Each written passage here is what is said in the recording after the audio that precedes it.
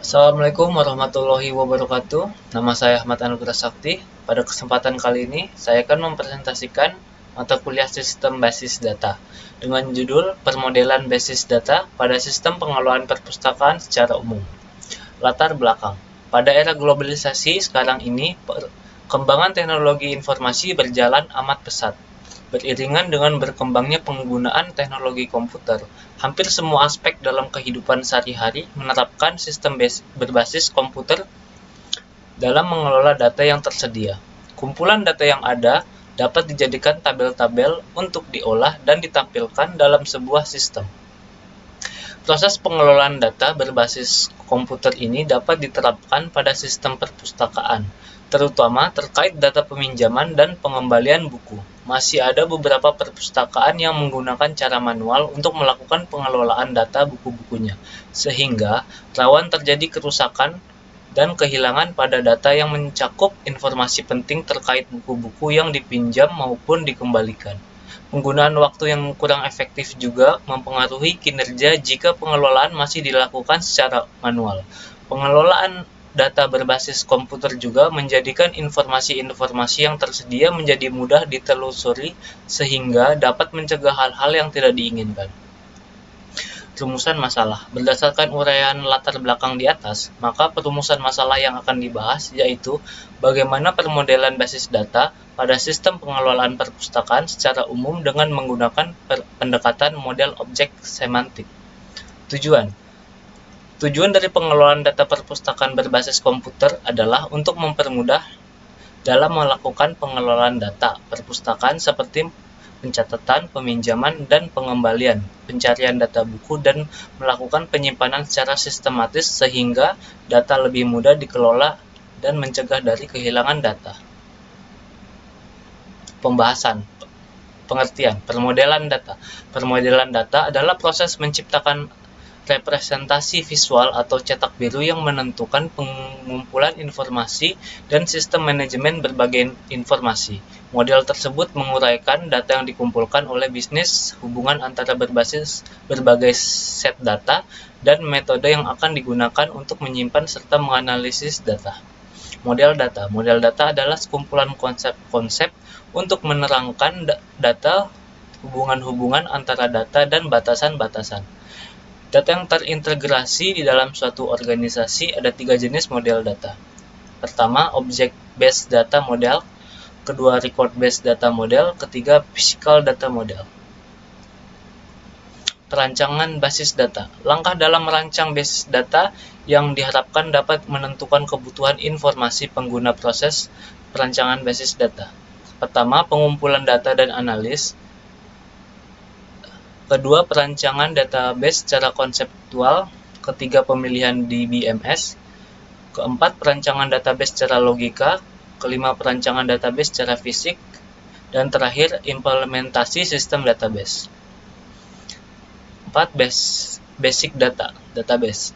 Basic data adalah kumpulan file-file yang memiliki hubungan antara satu file dengan file yang lainnya sehingga membentuk suatu bangunan data untuk memberi informasi suatu perusahaan atau instansi dalam batasan tertentu. Database Management System atau DBMS. Kumpulan file yang saling berhubungan bersama dengan program pengelolaannya disebut database management system. Fungsi dari sistem ini yaitu definisi data dan hubungannya, memanipulasi data, keamanan dan integritas data, security dan integritas data, recovery dan konsekuensi data, kamus data, dan terakhir performance. Keenam, semantic object model. Semantic object model pertama kali dikenalkan pada tahun 1988. Model tersebut berdasarkan konsep yang dikembangkan dan dipublikasikan oleh Codd serta Hammer dan MacLeod. Semantic object model adalah salah satu teknik permodelan untuk memudahkan para analis dalam mendesain database secara grafik. Model data dapat dibentuk berdasarkan hasil wawancara dan analisa terhadap report, form, query, sistem yang sedang berjalan. Penggambaran model semantik pada dasarnya dilakukan dengan menggunakan diagram atau simbol dan mekanisme semantic object model. istilah dalam semantik objek model.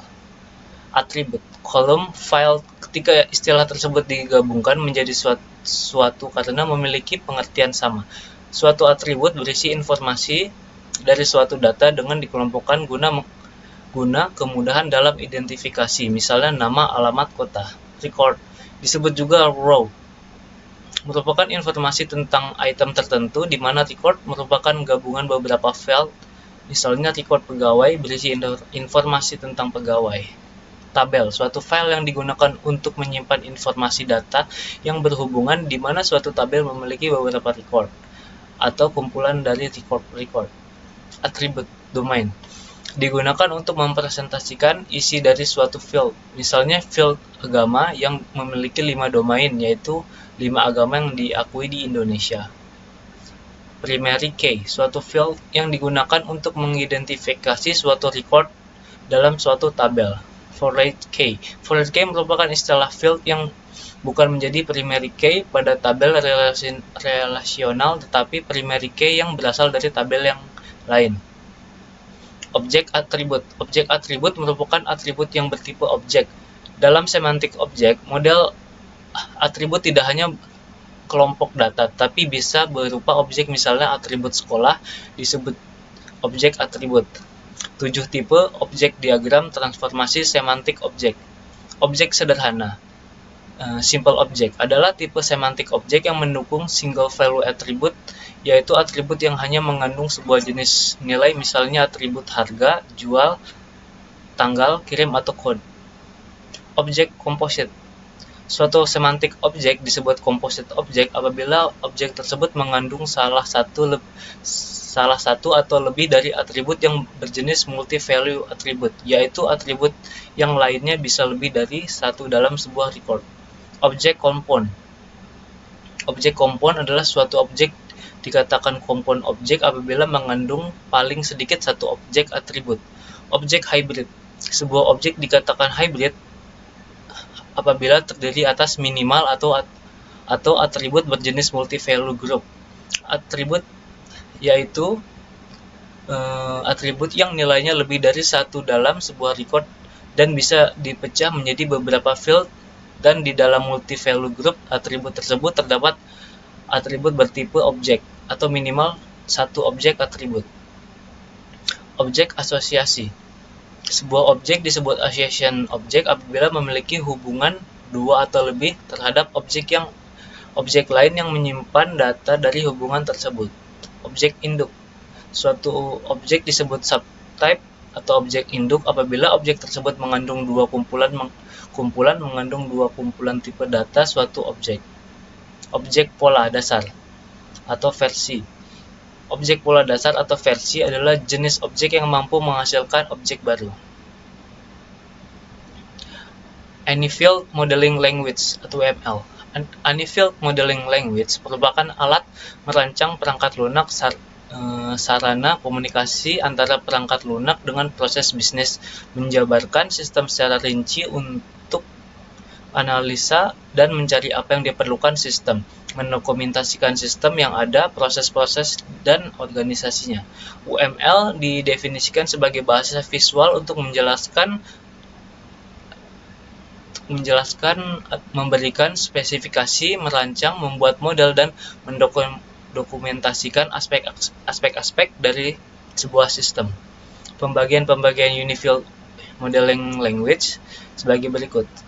Pertama, use case diagram menggambarkan fungsionalitas yang diharapkan dari sistem.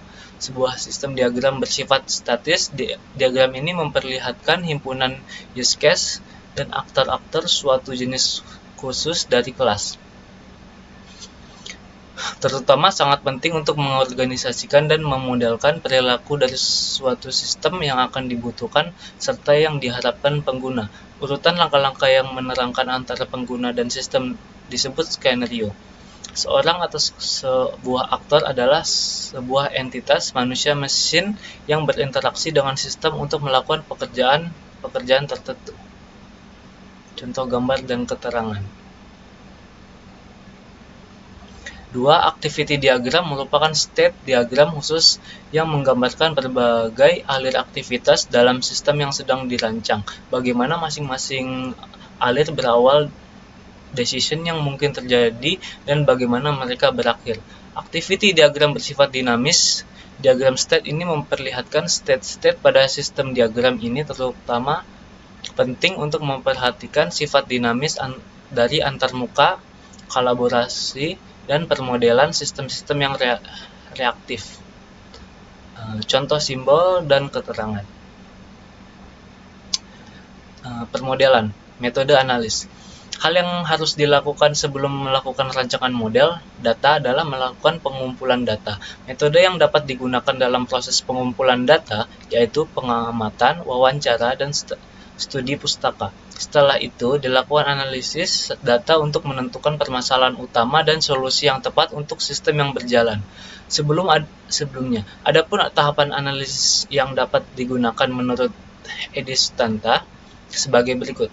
Menentukan masalah utama dan lingkup sistem, mengumpulkan fakta yang berhubungan dengan masalah, menganalisa fakta-fakta, menentukan alternatif pemecahan yang memungkinkan, pemilihan alternatif pemecahan masalah, pembuatan studi kelayakan, laporan ke manajemen. Metode perancangan. Metode perancangan menggunakan metode pendekatan semantik objek model. Semantik objek model merupakan salah satu teknik pembuatan model data. Model data ini nantinya akan ditransformasikan menjadi desain database. Tahap pembuatan semantik objek model. Tahapan-tahapan pembuatan semantik objek model yaitu 1. Preliminary design, tahap pembuatan diagram SOM awal. 2. Final design, tahap optimasi diagram. 3. Implementasi semantik objek model. 4. Identifikasi objek. 5. Diagram semantik objek model. 6. Transformasi jenis objek ke dalam desain basis data. Kesimpulan, penerapan sistem perpustakaan berbasis komputer sangat dibutuhkan untuk menghindari terjadinya kehilangan data-data penting saat pengelolaan buku dalam perpustakaan. Basis data yang disusun dari kumpulan data-data menggunakan tabel dan diagram semantik mempermudah pengguna untuk menelusuri pengelolaan dan pengolahan data peminjaman dan pengembalian buku-buku, serta mempermudah untuk mencari buku yang diinginkan secara sistematis. Sekian dari saya. Wassalamualaikum warahmatullahi wabarakatuh.